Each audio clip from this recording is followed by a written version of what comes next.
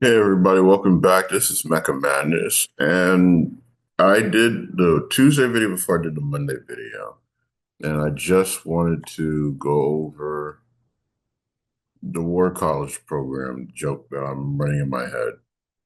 So, if you grew up with the original BattleTech and Battle Force, you understood that the game was clunky and it was designed for more intimate firefights, shorter ranges, and nobody was supposed to make it out. And what I mean by nobody's supposed to make it out is that the games were finite, crunchy accounting tech. You either winning big, losing big, or it was some kind of way a pyrrhic victory or a draw. And it was always small units. So when we got C3 technology, artillery, and all the other things that got locked into the system, they were clunky. And let's just be honest, is what they were. The direction I'm going with this is that with Alpha Strike and clear-cut objectives, compared to the old scenario books where it favored the narrated unit, usually the Black Widows, Gray Death, the Max Armored Cavalry, whatever. Even though sometimes they would lose, it was still scripted to give them the advantage. What I appreciate about Alpha Strike is that no one has an advantage. It really comes down to personality and playstyle in conjunction with the deployment piece, in conjunction with the list composition piece, and of course, the dice gods have to be favorable or just absolutely cruel to you. And my family friend that we've been playing BattleTech for over the past 30 years, I want to look at it as giving back and giving the joy that I received growing up as far as playing BattleTech. Why? There's so many other games out there, yet there's so much passion and creativity that goes into the BattleTech universe. For example, Dungeons and Dragons. Dungeons and Dragons, everything was in here, or if you had an artist in a group, what have you. BattleTech was the first game that really gave you appreciable minis that you could paint. Now, I might be wrong. Dungeons and Dragons had minis. People were making bags and coin purses and creating dice and drawing up the characters. But the BattleTech universe was our first true space opera game that has survived from 1984 and 86 until today. We have the 40th anniversary shirt. I got the 35th anniversary hoodie, what have you or not. What does it all tie into? First off, let's go over my list. Based on the history of the Battletech mercenary games, and I'm going to share my screen, um, we have had tons of things. One of the running jokes about the Battletech universe that is still true to this day, Battlemechs, life is cheap, Battlemechs aren't. And when you start comparing point costs and C-bill costs of units, it's cheaper to get a company of helicopters, a company of hovercraft, a bunch of tanks in conjunction with your mech force. Now, what you're looking at is that this is a 50-50-ish list, given the 5 points over 1,000.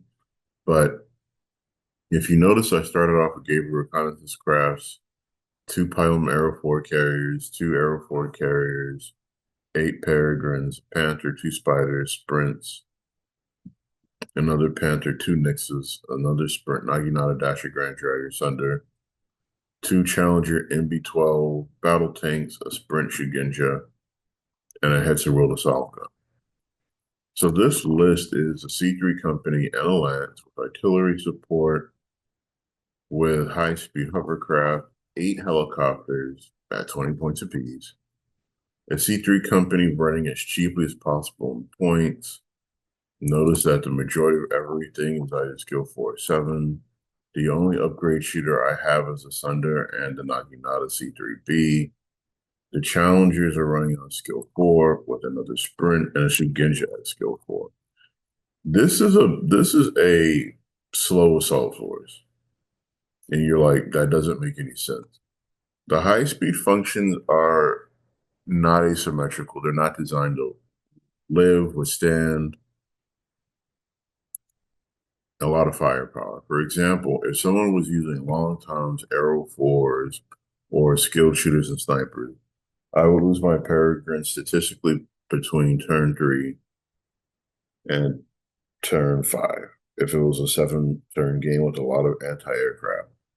With the artillery, you're pinging and popping my Gabriels, the Aero 4 carriers, the pylons, and destroying a lot of the mechs. The heaviest thing I have is the Naginata, Challengers, and Shugenja. A focused fire player anticipating this, bringing at least 3 to 4 artillery pieces, even 2 long toms alone, would have decimated this force, statistically based on a terrain that you'll see in a minute. Next, my opponent's force that you'll see in the video was designed to continue the C3 theory testing that we've been doing in our series of games. What I did after this game was I built the list for the following game, which gave him artillery. Again, no warfare is symmetric. And the big thing is that we are looking at not necessarily postponing, but we are looking at how do we interact with situations in combat. What's funny about the American military during World War II is that every other country says America wrote their own playbook and then they toss it out the window. The way I built my list was to come at all angles, high speed, confusion, distraction, annoyance, harassment, and still have a C3 company to go coordinate different points on a battlefield. The big thing in this video is that you're going to see that my coordination was based on chaos, momentary opportunity versus long-term strategy, disrupt, destroy, and dispose my opponent of certain objectives. Now, the other player in our group wants to use 4 objectives. I like to use odd numbers because then it gives an opportunity for panic. When you have 2 objectives, you can literally split your force into 3 segments and go for a contest and to go hold your 2 objectives. When you have an odd number, your forces are spread out thinner, keyword thinner, and then you have to pick and choose the opportunities as they present themselves. Again, my opponent is not an aggressive player. I'm an aggressive player. However, if he were to necessarily move in a conjunct purpose, meaning that turn 1, I'm advancing here, but I have enough distance to go to the other objectives. I have an opportunity to not only spread out my force, but to contest and hold all the objectives. What does that look like? Decimate my forces to a point where I'm showing up with light mechs, medium mechs, or things that aren't going to survive. The next big issue is to go ahead and hold off wasting forces. What does that look like? Not putting your helicopters up front, not trading sprints with sprints so everyone can get a clean shot of the helicopter. Yes, sprints are useful, but I would like to bring everyone to the attention of the Crow. The Crow itself comes out in the Jihad era. It's mostly Draconis Combine, so Draconis Combine players can use it. The big issue that a lot of players don't recognize and utilize is that you have multiple ways to get a spotter for indirect fire. And some people not necessarily get it twisted, but they get it confused as to what C3 is. C3 is designed as a means to an end. I want to put a lot of firepower on a target and giving my forces the best operational capacity of shooting. That's it. Nothing more, nothing less. So if you could have something that could give you all of those things in one go, why not? Now, that goes back to the other playlist where you have C3 versus ECM and board dominance. If you got hunchbacks, the 5P is an excellent mech. It falls under Mercenary and it falls under Draconis Combine. You have hovercraft that have C3 and ECM and Pro, a Pegasus 3058. You have the Crow helicopter, which I'm about to show you, or you can use cheap Savannah Masters with ECM and ECCM mode to flank your forces and open up the doors so your secret network can function. And another thing that I love about the battle, excuse me, the BattleTech universe, there are multiple ways to skin a cat. And here's the Crow C3 unit. It has C3 Slave, ECM Energy, Pro, Recon Search. It doesn't have tag. Whoop-de-doo. It's 21 points, so it's one more point higher than a Peregrine. Just as fast, just as small, just as vulnerable. And in the Jihad, only the Draconis Combine has a Republic of the Spear, and then that's it. But for 21 points, skill 4, and it can go with keeping your C3 network secure. Okay, what's the regular Crow look like? That's 20 points. And as we're waiting for my slow internet today to catch up, the thing that you have to keep in mind is that you want your C3 network to be protected. You want your C3 network to dominate across the board. I have done a series where we add sprints to the list because it's part of the network. It can fly across the board fast and put you at short range targets. With a 26-inch threat range, that becomes a 50-inch threat range when there's no enemy forces in the way or anyone that has ECM, then it just becomes ridiculous. So the base Crow that you could use as a spotter in addition to your forces without breaking ECM swaps out the C3S for a tag. So if you know you're bringing LRM indirect fire and artillery indirect fire, it would make sense to run either Crows in conjunction with sprints. For those of you who don't remember what a sprint looks like, keep this in mind. The Jihad, the original Crow, can be used by Draconis Combine, by Counthounds, Mercenaries, Wolf Dragoons, by Early Republic, as Innistrip General. So everybody can get their hands on it during the Jihad and then later time. So again, I'm going to go ahead and open up the export version of the tab and pull up the sprint just for a reminder. And yes, I've already done a video on the sprint. You can find it on my channel. But what I wanted to do was also keep people aware that the sprint is available in 3052, even though it was published in 3058.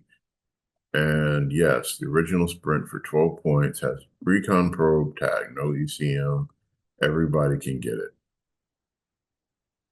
What does that mean? Is that any faction in the game, Innistrip General and Clan Invasion, Civil War, and a Jihad, and even Early Republic can run it. Now, the C3 version, everyone can have it. That means your Lyle forces can have it, your Merit forces can have it, your Steiner, your Davian, if you want to run a Davian force, everyone can have it. So the point of this section of the video is if you're building a C3 company, you don't have to put all of your potential shooters locked into the same basket. One of the ideas and concepts that I wasn't trying to over push is that you could have your C3 have high speed spotters, sprints, but then you have to build a supporting force to take advantage of these long range shots. So if you had a command lance with indirect fire and long range damage, perfect. You have to have them in a position to have command of the board to shoot out. If you had a high speed lance where it was a skulker with crows or sprints that's under 60 points, you were doing a great job. And then your third lance is the rest of your firepower, long range, and indirect fire. Again, there's multiple ways to combine this. The trick is that If you have a lance of just spotters, you're giving up 3 slots or 4 slots of potential long range firepower and tags. So then it turns into, what am I going to do for this list to work? What am I going to do for my other issues? Because in 500-point games, having an effective C3 company is expensive.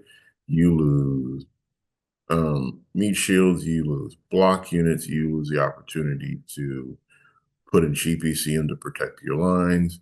You are risking based on point availability. So when you get into the bigger pieces of playing 1,000 points, is you either are going to build a 500-point C3 company that has a lot of firepower that won't miss, or you're going to build a force inside your 1,000 points that is literally a screen to get your payload of your C3 company to the spots you need to do the job. So as you're watching this video, that was the direction I was going in with, and that's why I did the Monday video for the Sunday video, because my opponent learned all from this match and then applied it in the next one. So that's it. Enjoy.